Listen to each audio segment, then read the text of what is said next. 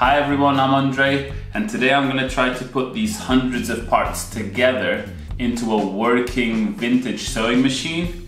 But first, let me show you how we got into this situation. This is my mum's old sewing machine. I think it's older than me. Must be from the 70s, something like that. It's been through a lot, and I stripped some of the gears inside. I opened it enough to see that it was irreparable, but I've managed to get some new bevel gears for it. Hopefully we can fix it, but worst case scenario, have a good look inside.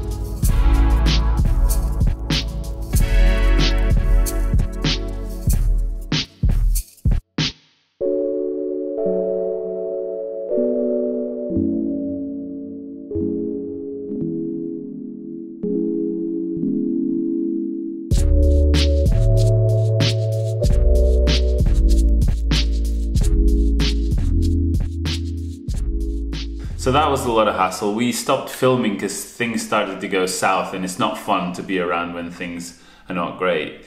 But I managed to get everything off, a few screws sheared, and there was a lot of trouble here and there, but the culprit is out.